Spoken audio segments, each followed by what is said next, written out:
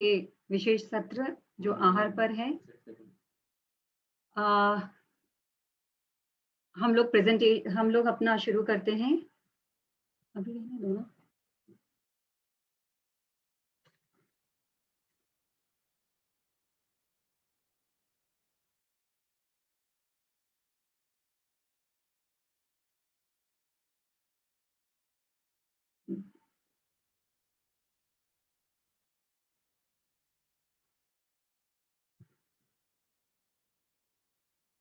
गर्भोत्सव, यह एक उत्सव है बहनों।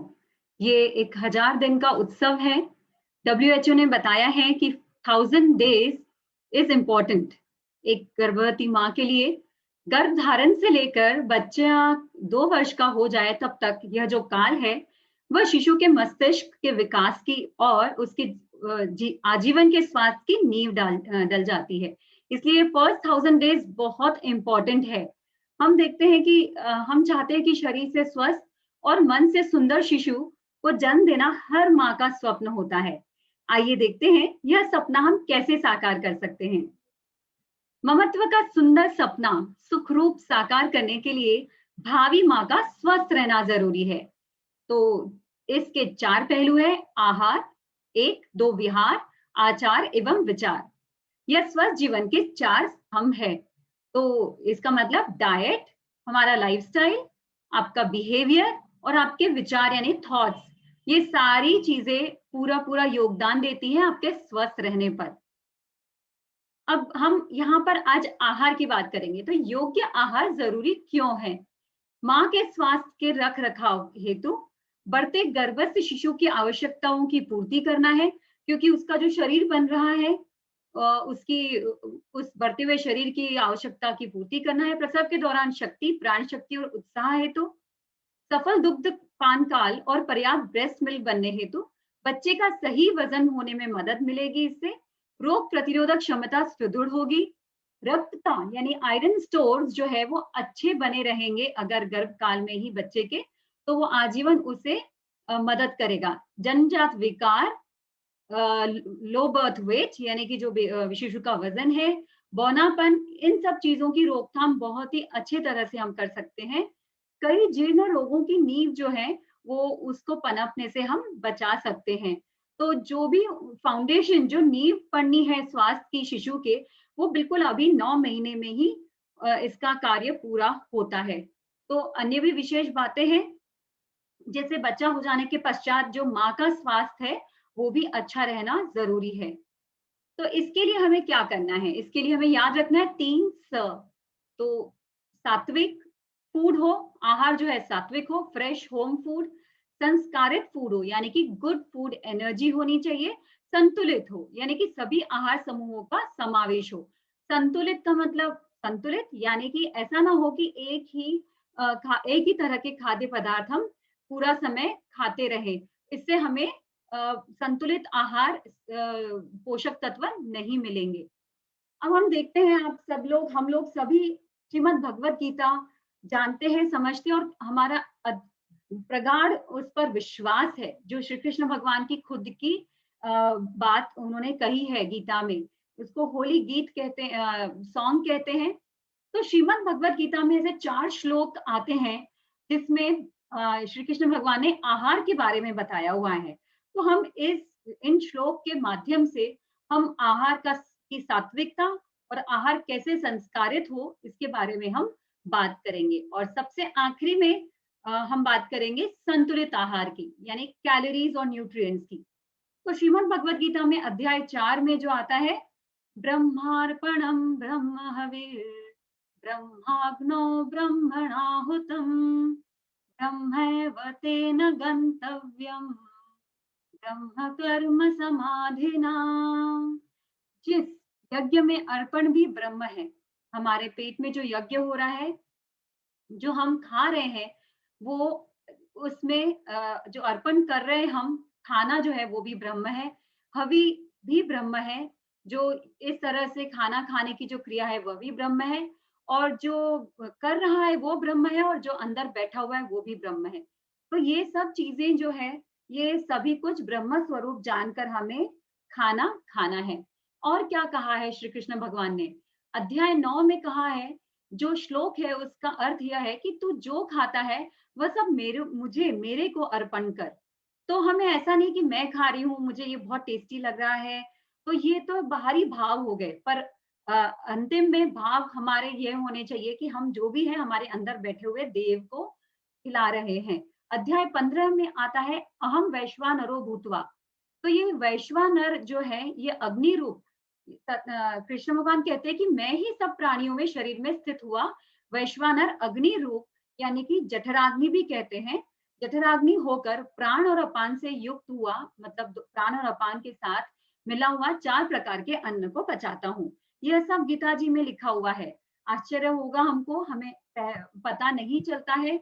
हमारे नॉर्मली हमें चबाया हुआ खाना, 4 तरह के खाना है, 4 तरह का अन्न है, जो चबाया हुआ है वो, पिया हुआ, चूसा हुआ और चाटा हुआ। ये 4 तरह से लिया हुआ अन्न जो है उसको पचाने का काम जो अंदर हमारे जठराग्नि है वो करती है। अब ये जठराग्नि की बात जब हम कर रहे हैं, तो आप हमने सबने आपने हवन देखा है, किया भी है, आहुतियां भी डाली हुई है। तो आपने सबने गौर किया होगा, जो हम सामग्री जो इकट्ठा करते हैं यज्ञ के लिए, जो हम आहुति डालते हैं, वह सब शुद्ध होती है, साफ होती है, अच्छे भाव से हम डालते हैं, मंत्रोच्चारण के साथ डालते हैं, और इस तरह से डालते हैं ताकि पूरा वातावरण बहुत सुंदर वाइब्रेशन से भर जाए, शुद्धि हो जाए वातावरण की। उसी तरह से और ये जो अग्नि है उसे यज्ञाग्नि कहते हैं। उसी तरह से, ठीक उसी तरह से हमारे शरीर में भी अग्नि प्रज्वलित है, जो कि हम हमारे जीवन से मरणोपरांत हमारे पेट में जलती रहती है। इसे जठराग्नि या बायो फायर कहते हैं।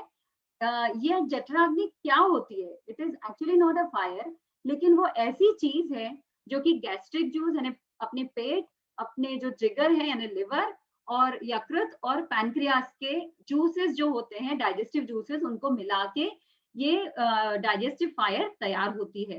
तो ये इसमें ताकत होती है सब कुछ पचाने की। जिस तरह से यज्ञ में हम जो भी डालते हैं वो पूरा जल जाता है, उसी तरह से ये जो हमारी डाइजेस्टिव फायर है उसमें हम जो भी खाते हैं वो जलता है। तो हमें ध्यान रखना है इसमें 2 चीज का, कि हम जैसे यज्ञ में हम कहते हैं ना कि हम प्रसाद में या आहुति में कचौरी, समोसा या बिस्किट हम नहीं इस्तेमाल करते, उपयोग में लाते। उसी तरह से जो हमारे पेट के अंदर की, हमारे अंदर के देवता की, ये जो हम यज्ञ दिन प्रतिदिन दिन में 4 बार हम करते हैं, इसमें भी यह यज्ञाहुति, यह जठराग्नि में हम जो डालते हैं वो बहुत ही सुंदर भाव की, संस्कारिक, सात्विक और संतुलित होनी चाहिए। तो हम देखेंगे कि ये किस तरह से हमें इसका ध्यान रखना है अपनी बायोफायर का, हम आगे देखेंगे। अब गर्भवती माँ का भोजन, पहला हमने देखा है कि संस्कारित, जैसा खाए अन्न वैसा बने मन। आहार के भी 3 शरीर होते हैं। भोजन जो है, हम जो भी खाते हैं वो आमाशय में पचने के बाद 3 भाग में विभाजित होता है। स्थूल, उसका जो असार अंश है, वह जो हमारे शरीर के काम का नहीं है परंतु जरूरी भी है, उसका बन जाता है मल। मध्यम, जो मध्यम भाग है, अंश है, उसका बनता है शरीर की सारी तंतु, सारे शरीर के मांस हम जो बोलते हैं वो बनता है। और सूक्ष्म जो है तत्व उसमें अन्न का, वो है सत्व। वो हमारा जो हम में जो सत्वता होती है उसका, यानी कि मन का निर्माण होता है। तो खाना यानी केवल बस जो दिख रहा है वो हम बस कैलोरी गिने और हम देखें कि हाँ सब तरह का खा रहे हैं और खा ले, ऐसा नहीं होता है। तो गर्भवती माँ का भोजन और कैसा होना चाहिए? सात्विक होना चाहिए। तो 3 गुण होते हैं खाने में। सतोगुण, जो हम भोजन खा रहे हैं वो सतोगुणी भी हो सकता है, रजोगुणी भी हो सकता है, तमोगुणी भी हो सकता है। अब हम यह भी देखेंगे कि इसके बारे में भी श्री कृष्ण भगवान ने श्रीमद् भगवद गीता में क्या कहा है। ये जो 3 श्लोक आते हैं अध्याय 17वें अध्याय में, उसमें बताया है कि आयु, बुद्धि, बल, आरोग्य, सुख और प्रीति को बढ़ाने वाले एवं रसयुक्त, चिकने और स्थिर रहने वाले तथा स्वभाव से ही मन को प्रिय ऐसे आहार अर्थात भोजन करने के पदार्थ तो सात्विक पुरुष को ही प्रिय होते हैं। उसी तरह से कड़ुए, खट्टे, लवण युक्त, लवण यानी नमक, और अति गर्म तथा तीक्ष्ण, रूखे और दाह कारक, यानी कि जिससे एसिडिटी हो, एवं दुख, चिंता और रोगों को उत्पन्न करने वाले आहार अर्थात भोजन करने के पदार्थ राजस पुरुष को प्रिय होते हैं। तथा जो भोजन अधपका, रस रहित, एकदम रुक्ष, दुर्गंध युक्त, जिसमें ठीक तरह से जो बोलते हैं ना पुराना बासी भोजन जो होता है, उच्छिष्ट झूठा भोजन या बचा खुचा जो होता है, वह सब तरह के भोजन अपवित्र है, वह भोजन तामस पुरुष को प्रिय होता है। तो राजसिक खाना इसका मतलब क्या हुआ? जो कड़ू है, नमकीन है, तिक्त या खट्टा है, अति गर्म है और सूखा है। तामसिक खाना वो है जो बेस्वाद है, दुर्गंध युक्त है, अस्वच्छ है, बासी है। सात्विक आहार क्या है? क्योंकि अब हम समझ गए हैं कि हमें जो खाना है वो सात्विक आहार ही लेना है। सात्विक आहार क्या है? शाकाहार, कम मसालेदार, कम चिकनाई युक्त, ऑर्गेनिक तरीके से उगाया हुआ, उचित तरीके से पकाया हुआ, सही बर्तन में बनाया हुआ, घर का ही बना हुआ, सही समय पर खाया हुआ, प्रसन्न मन से ग्रहण किया हुआ, ठीक से चबाया हुआ, ताजा संतुलित आहार ही सर्वोत्तम आहार है। तो सिर्फ ऐसा नहीं है कि हम कहीं भी बैठे हैं, किसी भी तरह से बैठे हैं और कुछ तो भी हम कुछ दूसरी कोई कार्य करते हुए खाना खा रहे हैं या बेडरूम में बिस्तर पर खा रहे हैं, बात करते-करते खा रहे हैं या कुछ गिर रहा है, ना हम कृतज्ञ हैं अपने आहार के लिए या जिसने हमको आहार पहुँचाया हम तक उसके लिए। तो ये इस तरह से खाया हुआ आहार सात्विक आहार नहीं है। संस्कारित खाना, संस्कारित खाना वाइब्रेशनल एनर्जी अवशोषित खाना भी वाइब्रेशनल एनर्जी अवशोषित करता है। उसमें भी जैसे हम हमारा मन जैसे अलग-अलग तरह के सेंसेशंस को समझ पाता है, उसी तरह से खाने में भी एनर्जी एब्ज़ॉर्ब होती है।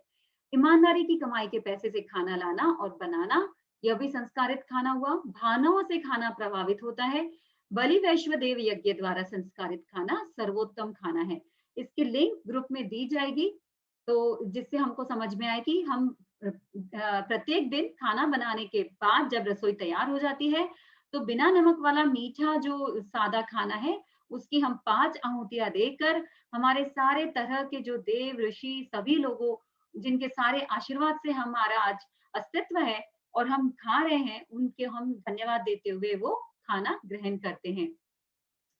शुद्ध संस्कारित भोजन ग्रहण करना ये 4 शुद्धियों के साथ में क्षेत्र शुद्धि, द्रव्य शुद्धि, काल शुद्धि और भाव शुद्धि। अभी-अभी हमने बात की है कि जहां हम बैठे हैं वो वातावरण शुद्ध होना चाहिए।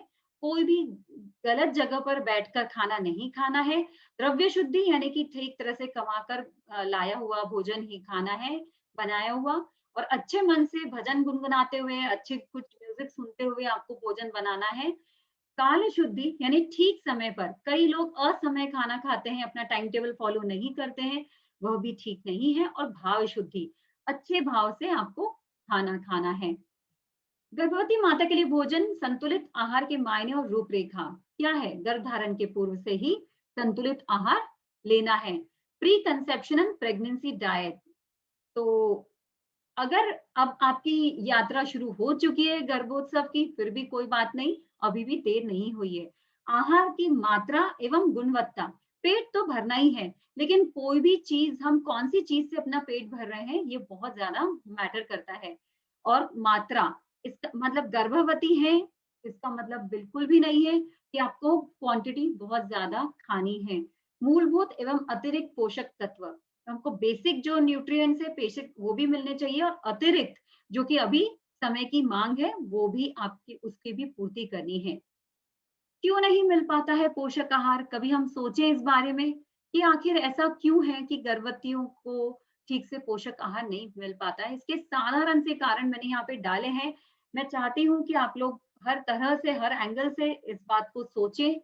जागरूक नहीं रहने के कारण भी होता है, पोषक आहार नहीं मिलता है, खरीद नहीं पाने के कारण, खाना तैयार करने का अवैज्ञानिक तरीका, जब हमें नहीं इस बात का ज्ञान नहीं होता है कि किस तरह से खाना लाना है, स्टोर करना है, बनाना है। आलस्य, ये एक सबसे बड़ा शत्रु जो हमारा, कि आलस्य के कारण भी पोषक आहार नहीं मिलता है। तो बहनों, मेरी बहुत आपसे सभी से प्रार्थना है कि अब आप एक सृजन कार्य में लगे हैं, ऐसा ऐसा काम करने जा रहे हैं जो ईश्वर ने सबसे बड़ी जिम्मेदारी हमें सौंपी है। गर्भावस्था के दौरान शिशु का पूरा पूरा मन शरीर तैयार करना। तो बहनों माताओं, आप लोग ध्यान रखिए कि आलस्य को आपको बिल्कुल त्याग देना है। गर्भवती माँ का भोजन किस तरह से हो। अब हम तीसरी बात पर आते हैं, संतुलित।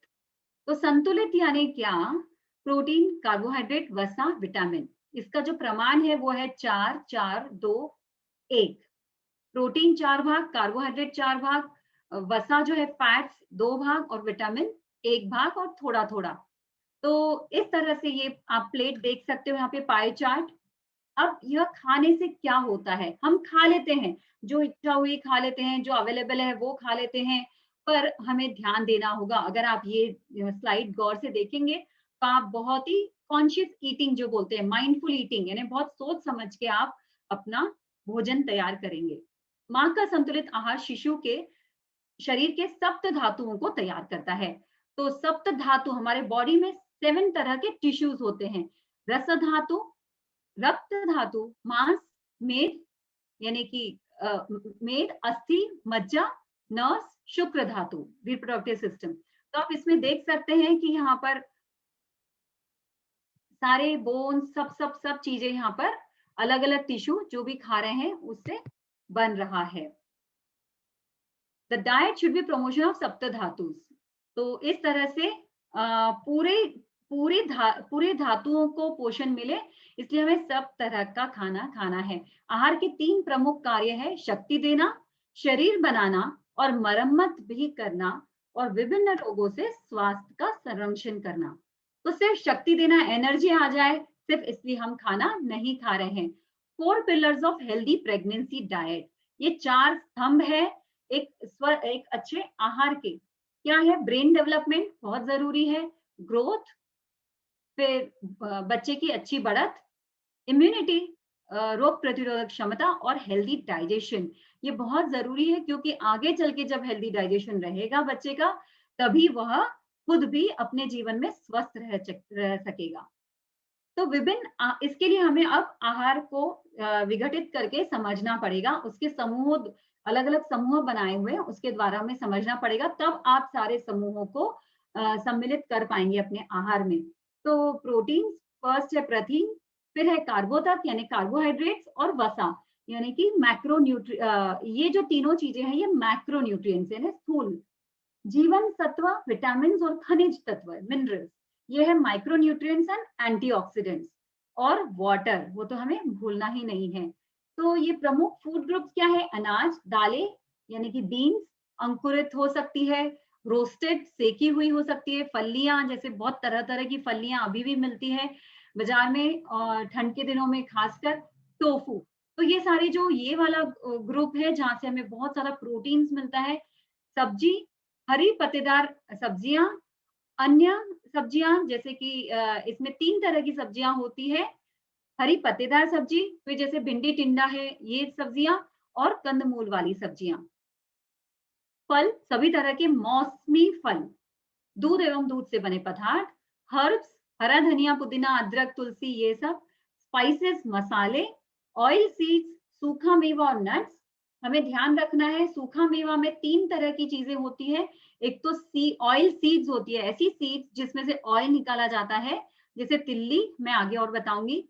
सूखा मेवा, ड्राई फ्रूट्स यानी कि जैसे अंजीर, किशमिश, मनुका, जर्दालू, और नट्स यानी कि आलमंड्स, बादाम, काजू, वॉलनट्स, अखरोट, इस तरह के। तो ये हो गया सूखा मेवा। घी, तेल, मक्खन एवं पानी। तो यह सारे प्रमुख समूह खाद्य पदार्थों के समूह है, फूड ग्रुप्स। अब इन्हें हम 1 बाय 1 समझेंगे, और हम आखिरी में देखेंगे कि कैसे एक दिन भर का डाइट चार्ट हमें फॉलो करना है। आइए देखते हैं कौन से फूड ग्रुप की दिन में कितनी बार सर्विंग्स लेनी है, मतलब कितनी बार खाने में समावेश करना है। फॉर एग्जाम्पल, कई बार मैंने देखा है, जब भी पेशेंट्स को पूछती हूँ वो कहते हैं कि हाँ मैं खाती हूँ दाल। अच्छा, कितना दिन में कितनी बार लेते हैं? तो बोले हाँ बस शाम में ही बनती है हमारे यहाँ। तो ऐसा नहीं करना है, हमें देखना है कि कौन सा फूड ग्रुप दिन भर में कितनी बार लेंगे, तब हमारा एक दिन का पोषक तत्वों का कोटा पूरा होगा। तो यह हमारी अगर प्लेट है, WHO ने जैसे बताई है उसके हिसाब से आप देख सकते हैं यहाँ पे अनाज और स्टार्च की सब्जियां 5 सर्विंग्स। इधर में हम देखेंगे रेड वाला है, सुई घड़ी के सुई की तरह हम चलेंगे। फल 2 सर्विंग्स, नट्स एंड सीड्स ये जो है ये 1 से 2 सर्विंग दिन में 1 या 2 बार। उसके बाद है हरे में सब्जियां जिसकी है 4 प्लस सर्विंग्स यानी 4 से ज्यादा। और इसके बाद में आता है ऑरेंज वाला बीन्स और दाल की 3 प्लस सर्विंग। तो एक बार नहीं लेना है दिन में, हमें ये जो बीन्स वाला जो फूड ग्रुप है इसमें से हमें कम से कम 3 सर्विंग्स लेनी है। और ये जो आखिरी का है वो अनाज और हमें जो स्टार्च मिलता है मतलब कार्बोहाइड्रेट्स के लिए जो जरूरी है, जो हमारे खाने का सबसे मुख्य भाग होता है जिससे हमें पेट भरे जैसा लगता है, वो होती है 5 से ज्यादा सर्विंग्स हो सकती है। तो यह है हमारी आदर्श थाली। तो ये आदर्श थाली में आप देख सकते हैं, आप बोलेंगे दीदी आप क्या बता रही हैं, इतना सारा हम खाना बनाएं और खाएं, नॉट पॉसिबल। पर बहनों मैं आपको इसका महत्व बताऊंगी तब आप बिल्कुल पूरी कोशिश करेंगे कि आप इसी तरह से अपनी थाली दोनों समय तैयार करें। तो इस थाली में हम देखेंगे कि इसमें हरी चटनी, सूखी चटनी, दही, दाल, अंकुरित है और दो तरह की सब्जियां हैं। और जो व्यंजन है आप उसे टालना है वो कभी कभी आप ले सकते हैं। अब ये फूड पिरामिड है यानी कि अब इतने सारे समूह है, अब इसको याद भी तो रखना है हमें कि इसकी क्वांटिटी जो मैंने बताया है इसके लिए मदद करेगा ये फूड पिरामिड। इससे हमें पोर्शन पता चलेगा मतलब कि कितना खाना है। तो हम सबसे पहले पिरामिड के नीचे के भाग में आते हैं, जैसे कि 300 से 400 ग्राम सीरियल्स, ये जैसे चावल, गेहूं, बाजरी, जवारी, नाचनी, मक्का, ये सारे भगर, ये सारे हमारे अनाज है, सीरियल्स जो हम बोलते हैं। उसके बाद में दूसरे टप्पे पर है सब्जियां और फ्रूट्स। सब्जियां भी 300 से 400 ग्राम और फ्रूट्स 100 ग्राम, लेकिन हमें याद है इसकी 2 सर्विंग्स हमें लेनी है।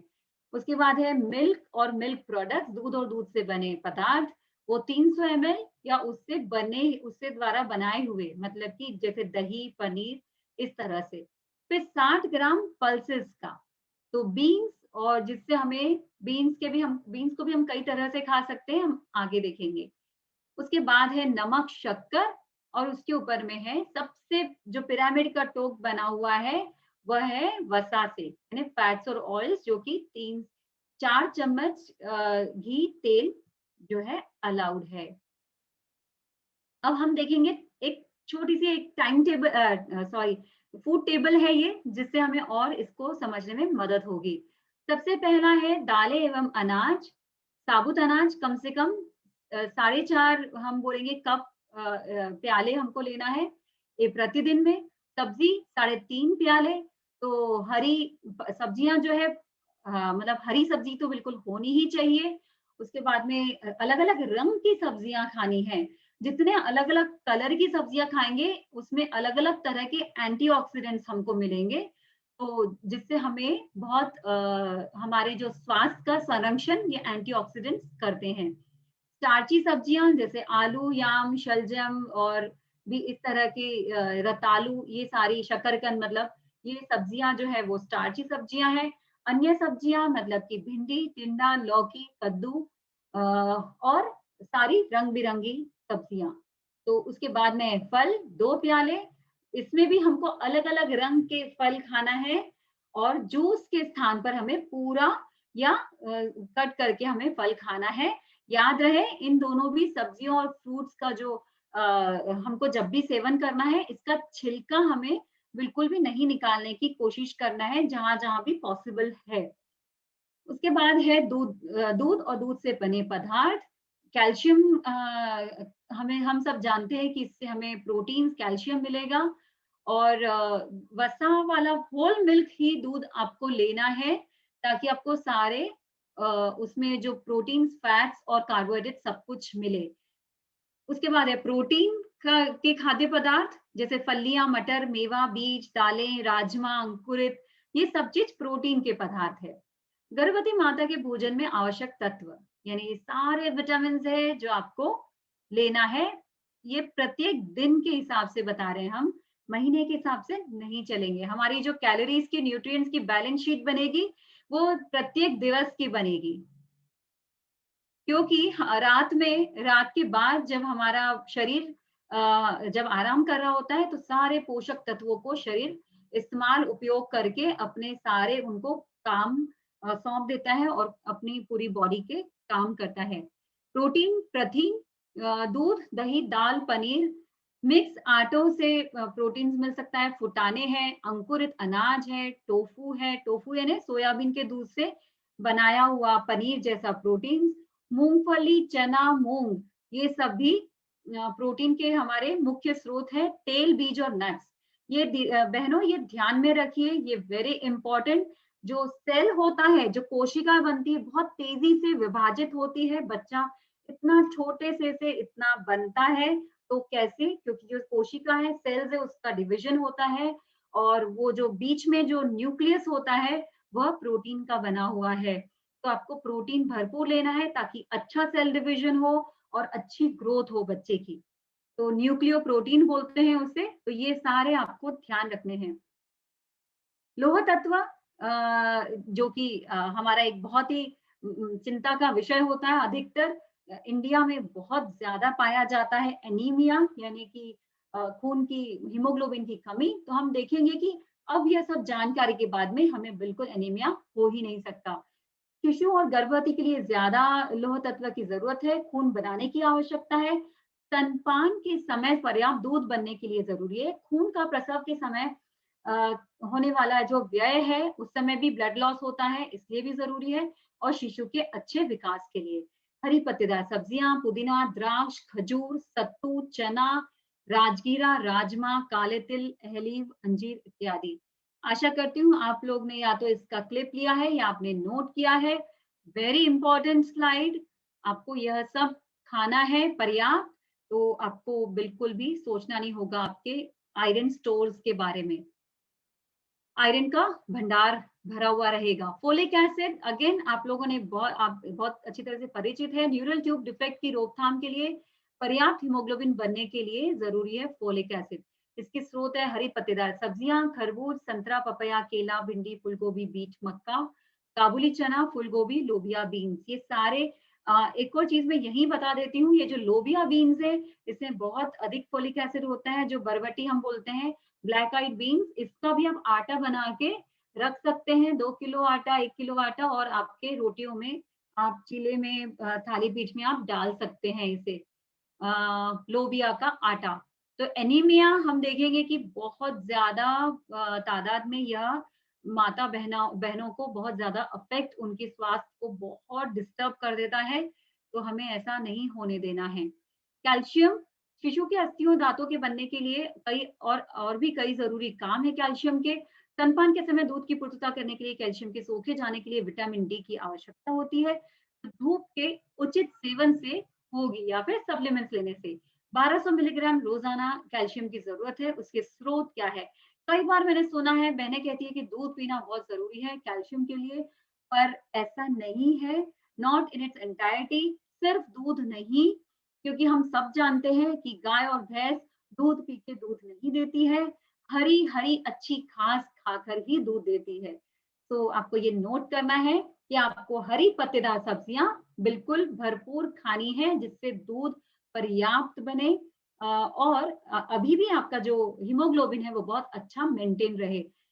यहाँ पर देखेंगे कि दूध कैल्शियम के स्रोत के बारे में क्या बताया हुआ है, बिल्कुल ध्यान से सुनिए बहनों। छाछ, चक्का, दही, चीज, हरी पत्तेदार सब्जियां, सफेद तिल, अजवाइन। अजवाइन ऐसा बीज है जिसमें बहुत ज्यादा कैल्शियम होता है। मुझे याद है मेरी दादी ने मेरे डिलीवरी के बाद में एक कटोरी भर के अजवाइन का हलवा बनाकर, गुड़, घी और अजवाइन को पीस कर हलवा बनाकर, मुझे सबसे फर्स्ट थिंग जो उन्होंने मुझे दिया था वो अजवाइन का हलवा। उस वक्त मैं न्यूट्रिशनिस्ट नहीं थी, पर मुझे बाद में समझ में आया। तो अजवाइन बहुत इंपॉर्टेंट है। पान, चूना, खसखस, नारंगी, रागी, राजगिरा और कमल ककड़ी। कमल ककड़ी में भी बहुत अधिक मात्रा में होता है चूना, कैल्शियम। धूप में बैठना है आपको, 15 से 20 मिनट प्रतिदिन धूप सेकना है। जो भी आपके पास में कारण हो नहीं बैठने का, कृपया करके आपको इस चीज़ का कभी अनुमान नहीं लगा सकते कि केवल और केवल धूप में बैठने से ही आपको इतना ताकत महसूस होगी आपके शरीर में। कैल्शियम के अवशोषण के लिए बहुत ज़्यादा आवश्यक है। जीवन सत्व ए, जीवन सत्व बी, जीवन सत्व सी, जीवन सत्व ई, यह सब हम बार-बार उन्हीं पदार्थों को पढ़ने वाले हैं। तो आप चाहे तो मैं आपको और इसके लिस्ट भी दे दूँगी, पर आपको याद रहे कि आपको हर तरह की सब्जियाँ, हर तरह के फ्रूट्स लेने हैं ताकि आपको सब तरह के न्यूट्रिएंट्स मिले। क्योंकि किसमें से क्या मिल रहा है, ये मुझे लगता है कि इतना महत्व नहीं रखता है फिलहाल आपके लिए। शिशु के उत्तम स्वास्थ्य के लिए जीवन सत्व ई और के भी जरूरी है। आहार में खाद्य रेशे, डाइटरी फाइबर, वेरी इंपॉर्टेंट। होता यह है होता यह है कि हम लोग खाना खाते हैं, पर कई बार कभी सब्जी नहीं होती है या कभी दिन में फ्रूट्स ही नहीं होते हैं। इस तरह से ये क्रम चलते रहता है। कब 9 महीने बीत जाते पता नहीं चलता है। पर बहनों, कॉन्स्टिपेशन जो चीज़ है, मतलब कि पेट से साफ नहीं होना, यह अपने आप में एक बहुत बड़ी मतलब गलती है, जो नहीं होनी चाहिए। हम इसका पूरा ध्यान रखें। जैसे एक डस्टबिन अगर आपके घर में रखा रहे जिसमें कचरा कूड़ा करकट पड़ा है तो हमें सहन नहीं होगा। उसी तरह से हमारा पेट भी बिल्कुल साफ होना चाहिए समय से। इसके लिए हम क्या कर सकते हैं, 2 तरह के खाद्य रेशे होते हैं, इनको हमें भरपूर लेना है। न घुलने वाले इनसोल्यूबल फाइबर और घुलने वाले सोल्यूबल फाइबर। तो ये क्या करेगा, शरीर इन्हें पचा नहीं सकता है जो न घुलने वाले खाद्य रेशे, लेकिन वो जरूरी है। नैसर्गिक रूप से पेट साफ करने में मदद है, फूड वेस्ट को आगे सरकाने में कारगर है, पेरिस्टालसिस में, कब्ज में फायदा है। स्रोत आंखें, अनाज, फल, सूखी सब्जी, सूखी बीन्स, मटर इत्यादि। घुलने वाले खाद्य पदार्थ खाद्य रेशे हैं, शरीर में आसानी से सोख लिया जाता है, वेस्ट मैटर को नहीं बढ़ा पाता है, लेकिन जरूरी है। खून में कोलेस्ट्रॉल को कम करने में सहायक है, रक्त शर्करा को स्थिर रखने में मदद है। तो जिन बहनों को हो सकता है जेस्टेशनल डायबिटीज है, उनके लिए बहुत जरूरी है कि वो हाई डाइटरी फाइबर ले। तो ये वेजिटेबल्स और फ्रूट्स। अब आते हैं वसा पर। दिन में लगभग 8 टीस्पून हमको वसा लेना है। घी, तेल, मक्खन, जो भी चीजें हम लेते हैं, ओमेगा 3 फैटी एसिड्स, एएलए, हमने कल भी बात की थी दीदी ने, डीएचए, एपीए, ये सब जरूरी है बच्चे के मस्तिष्क के बहुत अच्छे विकास के लिए। जैसे जवस, अखरोट, कद्दू के बीज, सोयाबीन, पत्ता गोभी, पालक। याद रखें, जवस, अखरोट, कद्दू के बीज, सोयाबीन, पत्ता गोभी, पालक, ये सब ओमेगा 3 फैटी एसिड्स के लिए बहुत जरूरी है। ओमेगा 6 फैटी एसिड्स, मक्का का तेल, सूरजमुखी का तेल, मूंगफली का तेल। लेकिन बहनों, यहाँ पर मैं कच्ची घानी के तेल की ही बात कर रही हूँ, ठीक है। जमने वाला सैचुरेटेड फैटी एसिड वनस्पति ही स्वास्थ्य के लिए अत्यंत हानिकारक, जो मैंने रेड में डाला हुआ है। न जमने वाला मूफा पूफा जो है वो अनसैचुरेटेड फैटी एसिड है, यानी कि रिफाइंड, मतलब बिना केमिकल वाला। बोलने का मतलब स्वास्थ्य हेतु ठीक है। ट्रांस फैटी एसिड, उबला हुआ तेल, बेहद बहुत अधिक हानिकारक है। सबसे ज्यादा हमारे बीमारियों की जड़। और आपके लिए, आप तो अभी बिल्कुल बहुत ज्यादा चौकन्ना रहना है यहाँ पे आपको। तो ट्रांस फैटी एसिड्स बिल्कुल भी नहीं जाए। आप लोग बहुत अच्छे से जानती है ये कहाँ से आएगा, ये बाजार के जो मीठा, नमकीन और बाजार की तली हुई चीजें, या घर में भी आप तेल को बार बार तल के बाजू में रख देती है, फिर गर्म करती है, फिर कुछ तलती है, ये बहुत ज्यादा हानिकारक है। क्योंकि वो रखने पे इतना गाढ़ा हो जाता है, अगर बाहर कढ़ाई में चिपक जाता है तो आप सोचिए आपके आंतों का क्या हाल होगा। देशी गाय का घी, मक्खन अच्छा है स्वास्थ्य हेतु। सरसों का तेल, तिल का तेल, नारियल का तेल स्वास्थ्य हेतु बहुत अच्छा है। ऑलिव ऑयल और कैनोला का तेल स्वास्थ्य के लिए अच्छा है। तो ये हमने फैट्स के बारे में जाना है अभी। It is very important to have good fats.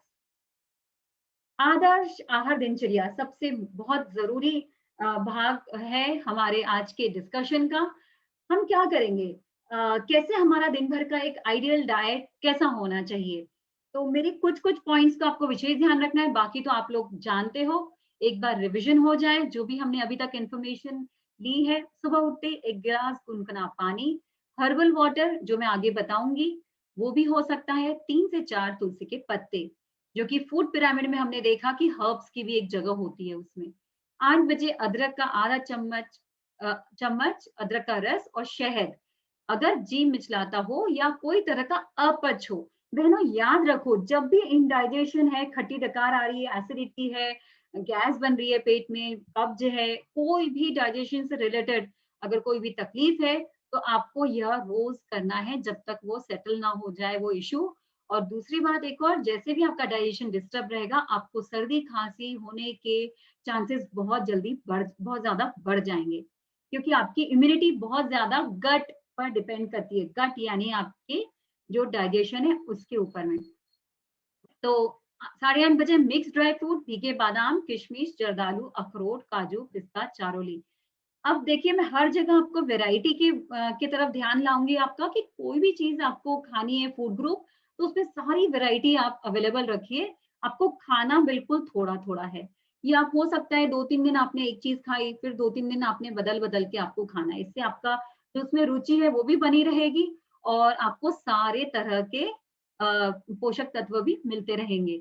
तो इनमें से जो जितना संभव हो वो ड्राई फ्रूट्स आपको खाने हैं। 9:30 बजे नाश्ता।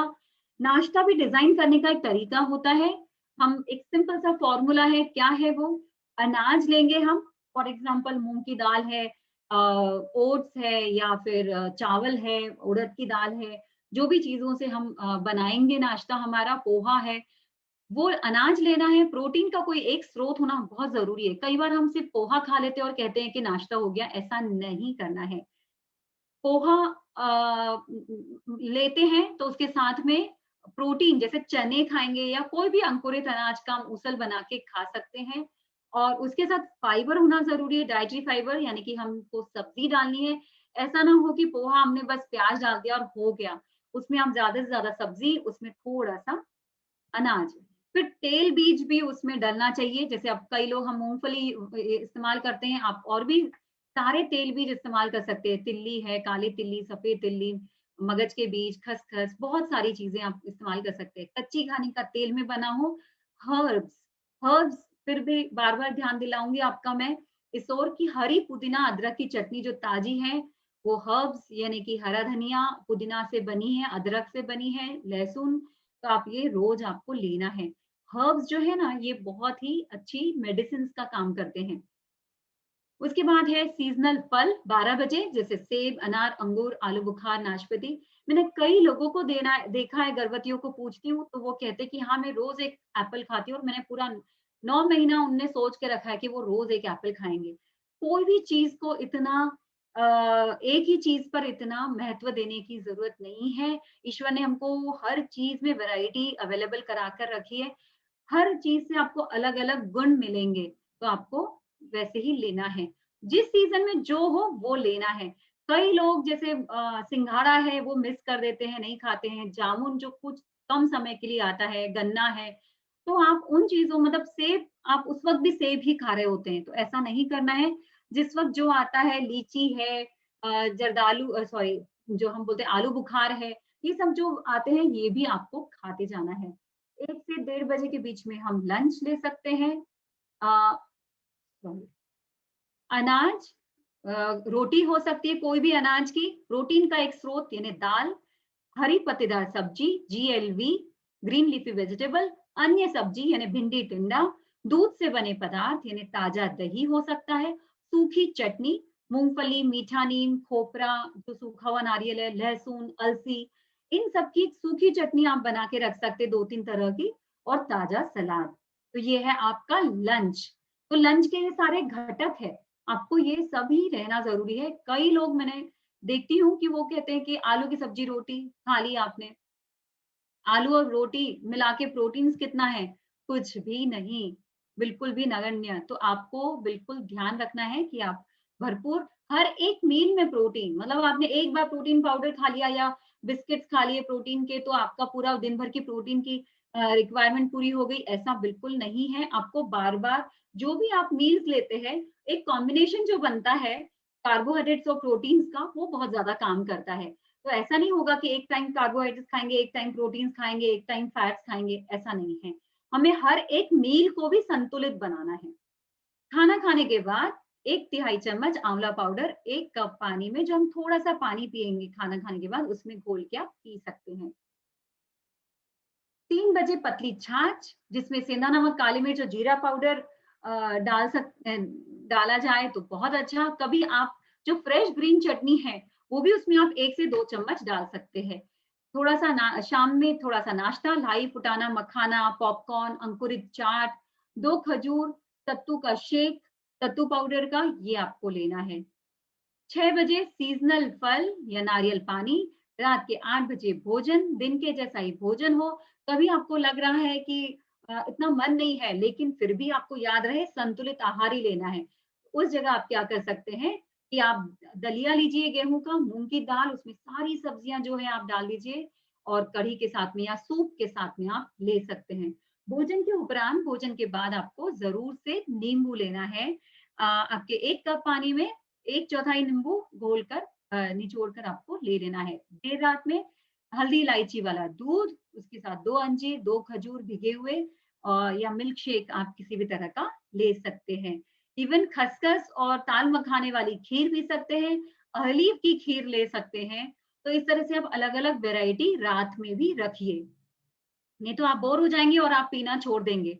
इससे अच्छा है कि आप उसको बदलते जाइए और एन्जॉय करके आप अपना रोज का लेते जाइए।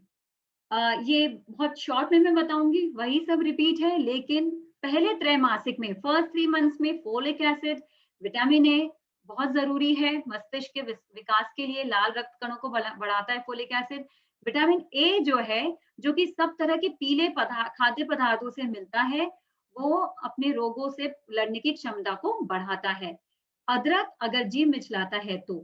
दूसरी तिमाही में, ये जो तिमाही है इसका जो बताया जा रहा है, इसका मतलब ये नहीं है कि पहले नहीं खाना है या बाद के त्रैमासिक में वो पहले वाली चीजें नहीं खानी है। पर ज्यादा जो डिमांड्स होती है, बढ़ते हुए शिशु की जो डिमांड्स है, उसको ध्यान में रखते हुए यह तालिका बनाई गई है। तो दूसरे तिमाही में शरीर तेजी से बढ़ता है, मतलब हड्डियां, जो ढांचा है शिशु का, तो उस वक्त हमें कैल्शियम रिच फूड खाने हैं। इससे और एक चीज ध्यान में रहे कि ब्लड प्रेशर जो है वो भी कंट्रोल में रहेगा अगर अच्छा कैल्शियम वाला हम खाना खाते हैं तो। हड्डियां और दांत बनने में भी मदद होगी। मैग्नीशियम, तो यह हड्डी बनाने तथा भोजन को ऊर्जा में बदलने के लिए, एटीपी बनाने के लिए, शरीर के तापमान को भी संतुलित रखने के लिए मैग्नीशियम बहुत जरूरी है। तो इसके भी बहुत सारी चीजें अवेलेबल, जिससे अवेलेबल हो सकता है मैग्नीशियम। हमको बस अपनी रोज की ही जो चीजें हैं, बस हमें वो भूलना नहीं है लेना। मैं आपको कुछ उपाय बताऊंगी जिससे आप डेली इसको आपके ये लेने में आ सके। उसके बाद में विटामिन सी, तो कोशिकाओं का टूट फूट से बचाने का काम विटामिन सी करता है। इम्यून तंत्र को सुदृढ़ करता है। प्लेसेंटा के कार्य को भी ठीक करता है। जो प्लेसेंटा होता है, जो हमारे गर्भाशय में है, उसको भी ये अच्छा स्वस्थ रखने का काम करता है। उसके बाद में हम बीच में देख रहे हैं पानी एवं फाइबर, खूब सारा पानी पीना है और फाइबर लेना है ताकि आपको कब्जियत ना हो। फ्रेश अंजीर अभी मिलती है, और अभी जो रतालू है, शकरकंद है, वो हर तरह की जो बीन्स है, ओट्स है, जव, वो भी आप जव की रोटी भी खा सकते हैं। और हम तो मतलब संतरे और नारंगी तो हम शौक से बिल्कुल खा सकते हैं। कभी मन किया एक आध बार तो आप जूस भी पी सकते हैं। थाइमीन जो है B1, यह भोजन में से ऊर्जा बनाने में मदद करता है और इसकी हमें ज्यादा आवश्यक पड़ती है, क्योंकि एनर्जी हमको बहुत चाहिए। आपको पता है डिलीवरी के समय आपको एनर्जी की बहुत जरूरत पड़ती है। तो वो टेम्पररी एनर्जी काम में नहीं आएगी उस वक्त, जो अभी से आप जो आपका स्टेमिना बिल्डअप करोगे उससे ही वही काम में आएगा। आखिरी, not last but not the least, herbal water एक बहुत सुंदर सा उपाय है। कैसे हम पानी को भी न्यूट्रिशन डाल सकते हैं पानी में भी, और उसको भी कैसे इंटरेस्टिंग वे में, रुचकर तरीके से हम अपने आहार में शामिल कर सकते हैं। हर्बल वाटर, इसमें मैं 3 सीजन के लिए 3 रेसिपीज बताऊंगी हर्बल वाटर की। इस तरह का कांच का जग लेना है आपको, और उसमें आपको जो चाहे आप उसमें जो हमको थोड़ी मात्रा में लेना चाहिए जिसका अर्क वो हम इसमें डाल देंगे। इसमें मैंने डाला है काली किशमिश, आंवले को ग्रेट करके खींच के डाला है और इसमें मैंने किशमिश अंजीर डाली है। तो ये पानी आप बार बार पी सकते हैं। कैसे बनाना है, छोटी सी मलमल की छोटी पोटली बनानी है, मलमल के सूती कपड़े की, 3 इंच बाय 3 इंच की, उसमें रस्सी वाली हो, ऐसी 5-6 पोटली आप बना के रख दीजिए। एक 3 लीटर वाला तांबे का हंडा मिट्टी का या स्टील का ले लीजिए। रात को सोने के पहले आप उसमें पानी भर ले और यह सब जो सामान जो मैं आगे बताऊंगी आपको सीजन के हिसाब से वो आप उस पोटली में डाल दीजिए और पोटली को पानी में छोड़ दीजिए। तो सुबह तक आपके लिए पानी हर्बल वाटर तैयार है। फिर से आप दिन भर में आपको ये भी ध्यान रहेगा कि ये आपका इतना क्वांटिटी का पानी आपको पूरा करना है। तो इसको आप रिपीट करते जाइए एवरी नाइट सोने से पहले। तो क्या क्या है या ये जो हर्बल वाटर तैयार हो जाएगा, इसमें जो भी आपके पास में हर्ब्स और स्पाइसेस मैं जो बता रही हूँ उसमें से अवेलेबल हो सके डालना है। गर्मी के दिनों में यह सब चीजें हैं, बेटर होगा कि आप इसका फोटो खींच ले। ताजे देसी गुलाब की पंखुड़ियां, दूर्वा, गणेश जी को जो चढ़ाते हैं हम वो उतार लीजिए, आप पोटली में डाल सकते हो। बेल पत्र जो शिव जी को चढ़ाया जाता है, तो आपको तो और इसका द्विगुणित फायदा हो जाएगा, है ना। संस्कारित हो जाएगी वो। खस की सूखी जड़ें, सौंफ, जीरा, खड़ा धनिया, कोकम, चंदन पाउडर, ये सब आप डाल सकते हैं। कपूर एक चावल के दाने जितना, भीमसेनी कपूर, शुद्ध चांदी का सिक्का, श्यामा तुलसी के दल, पुदीना पत्ती, फिर एलोवेरा के 2-3 इंच 1 इंच टुकड़ा आप उसमें डाल सकते हैं पोटली में। आंवला या नींबू के छोटे टुकड़े, छोटी हरड़ के 3-4 टुकड़े, इमली का छोटा टुकड़ा।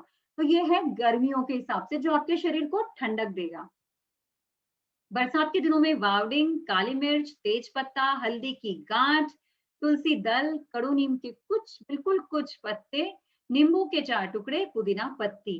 तो ये सारी चीजें आपको पोटली में डालना है, पोटली में को पानी में छोड़ देना है। तो आपके पास एकदम बढ़िया इम्यूनिटी बढ़ाने वाला, रोग प्रतिरोधक और बिल्कुल माइल्ड। जैसे कई लोग पूछते हैं मुझे कि स्पाइसेस वगैरह से गर्भ को कोई नुकसान तो नहीं। आप इस तरह से सौम्य रूप में आप इसका सेवन कर सकते हैं।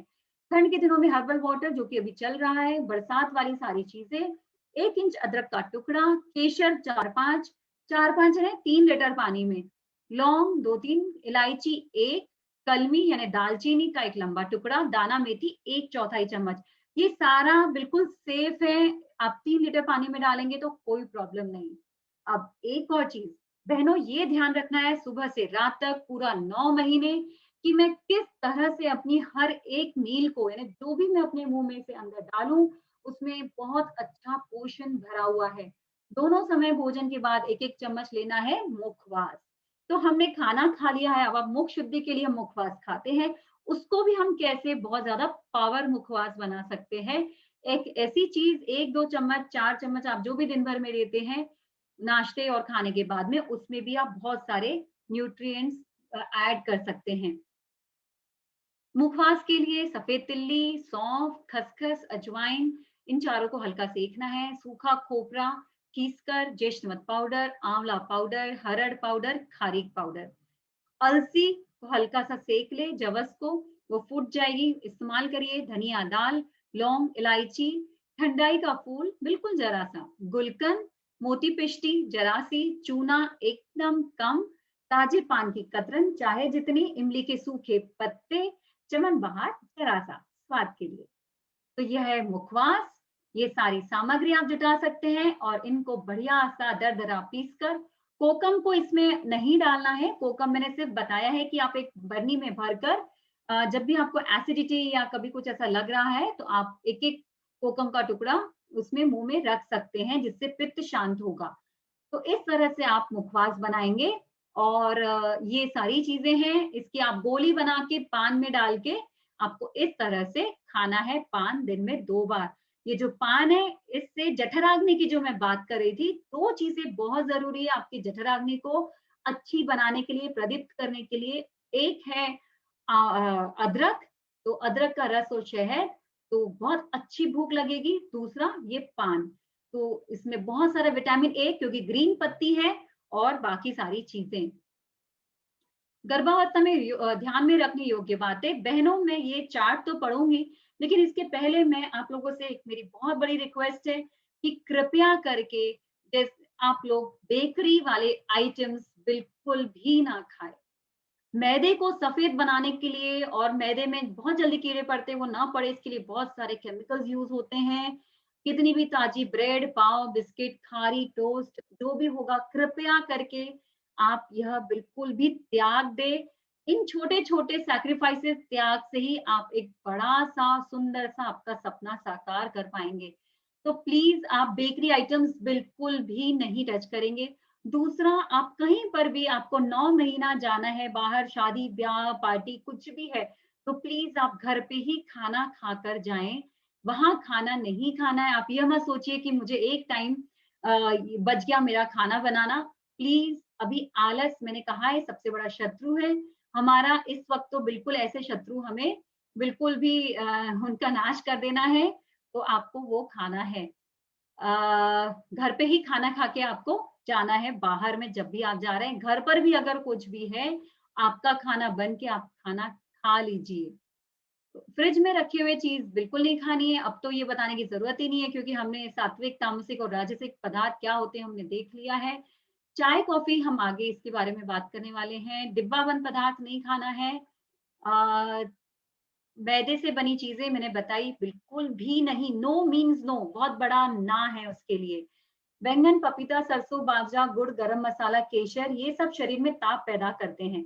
ऐसे में इन भोज्य पदार्थों को लेने से पहले चिकित्सक को परामर्श जरूर कर लें, क्योंकि वात, पित्त, कफ जो है, तो अगर वात वाले लोग ले लेते हैं तो कोई दिक्कत नहीं है, लेकिन अगर पित्त वाले लेते हैं तो कुछ चीजों से दिक्कत हो जाएगी। कफ वालों को कुछ चीजों से दिक्कत हो जाएगी।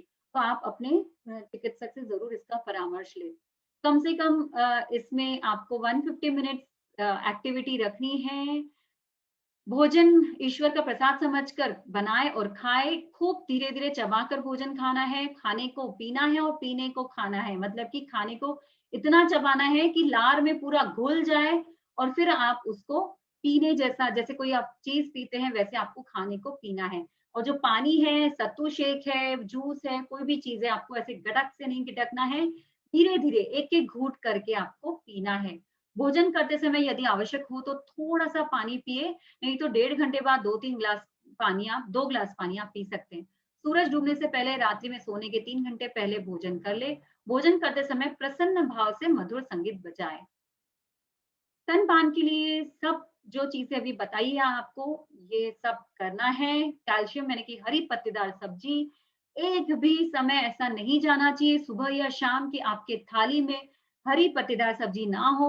बहनों, आपको पता है 7वें महीने की पूजा, या जो 7वें महीने का होता है संस्कार, वह उसमें हरी साड़ी, हरी चूड़ी पहनी जाती है। और इसीलिए कि बहन, आपको हरा भरा रहना है, हरा भरा खाना है, तब आप हरा-भरा रहेंगे। तो आपको बिल्कुल एनी टाइम आपको फाइटोन्यूट्रिएंट्स वाले ग्रीन चीजें दोनों समय थाली में एक-एक कटोरी रहनी चाहिए।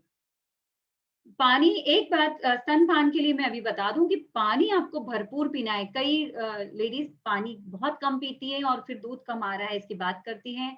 बाकी भी बहुत सारी चीजें हैं, जैसे शतावरी और चीजें मेरी दूसरी बहन है जो और आगे आने वाले सत्र देने वाली है, वो बताएगी आपको। उम,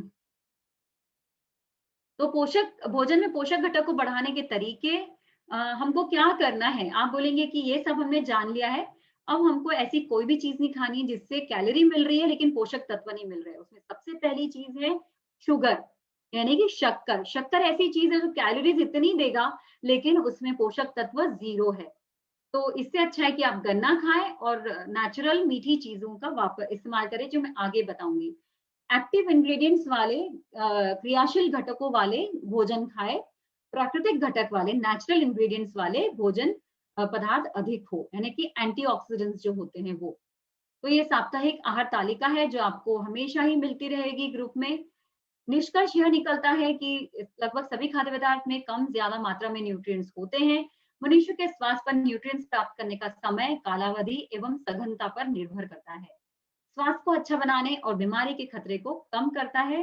समुचित न्यूट्रिएंट्स, नियमित व्यायाम और कम तनाव और बहुत अधिक, इन सब चीज की बहुत अधिक भूमिका है। बहनों, आपके लिए एक बहुत सुंदर सा मैं एक एक्टिविटी लेकर आई हूँ।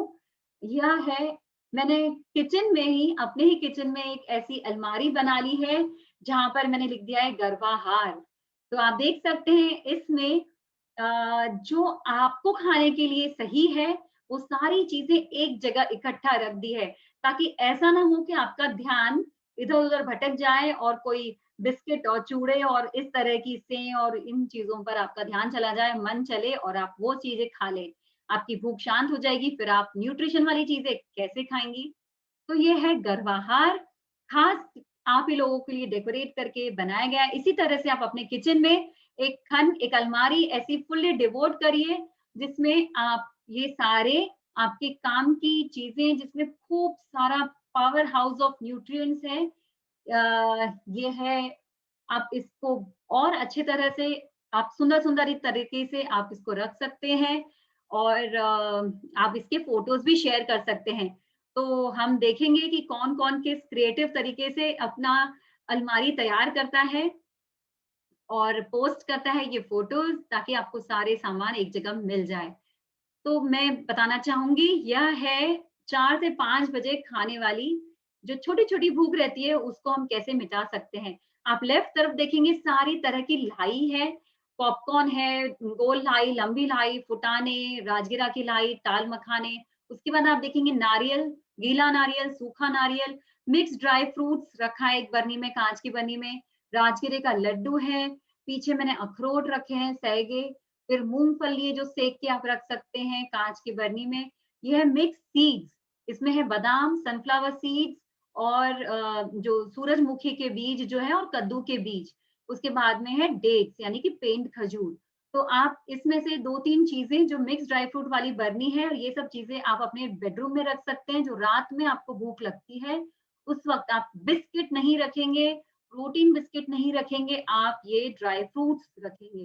या सीड मिक्स जो है वो रखेंगे। या आप ये भी कर सकते हैं कि किशमिश रख के उसमें हल्का-सा नमक, सेंधा नमक डालिए और वो रख सकते हैं।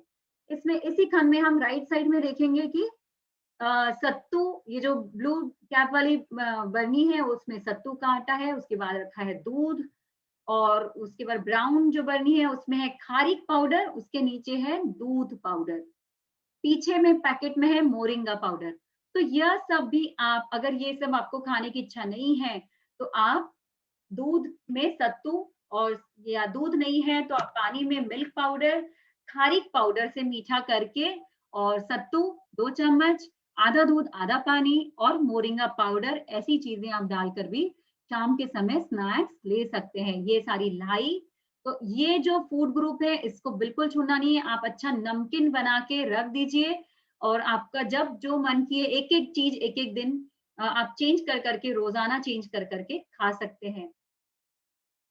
ये आपका beautiful pink corner for moms to be, right? ये है वसा, अच्छे वसा के स्रोत, कच्ची घानी का तेल, A2 गाय का घी, देसी गाय का घी है आपको लाना है, मक्खन घर का बना हुआ, ऑलिव ऑयल आप सलाद पे या किसी भी चीज पर आप ये डाल के या मोयन के स्वरूप आप इसमें डाल के खा सकते हैं। इसमें कच्ची घानी का नारियल तेल भी मैं यहाँ रखना रह गया, तो कच्ची घानी का नारियल तेल भी आप ले सकते हैं, जो आप पराठे, मेथी के पराठे, थाली पीठ है, टिक्की बना रहे हैं, उसमें आप अंदर डालकर उसको उपयोग में लाके उसके पूरे पूरे पोषक तत्वों का फायदा उठा सकते हैं। तो भोजन में आपको क्या खाना है, अब आपकी इट इज योर चॉइस। संतुलित आहार, जंक फूड या दवाई। तो आप देख रहे हैं जो भी आप खा रहे हैं वो सीधा रस रूप में, सत्व रूप में बच्चे तक पहुंच रहा है। तो कृपया करके अपनी छोटी सी जिह्वा के लालच में आकर आप ऐसी कोई चीज नहीं खाएंगे जिससे आपके शिशु का उस समय जो पोषण मिलना चाहिए वो रह गया। Don't miss it. 9 महीने एक तरफ, बाकी समय एक तरफ। तो आप आने वाले समय में डॉक्टर अधिक दवा नहीं बल्कि मरीज को सही आहार विहार और बीमारी से बचाव के प्रति जागरूक कर रोग के कारण का निवारण करेंगे। तो इस तरह से हम देखे हैं कि हमारा यह सारी जानकारी जो हमें अभी हमने डिस्कस की है, सारी information for good balance diet, आशा करती हूँ आप सभी को जो भी जानकारी चाहिए थी वो मिल गई है। बहुत बहुत धन्यवाद सखियों। दीदी।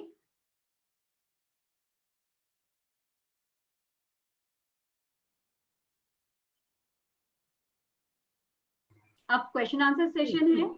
जी, रानी दीदी का, डॉक्टर रानी भुतड़ा, उनका बहुत बहुत स्वागत। बहुत अच्छा उन्होंने सेशन लिया आज का।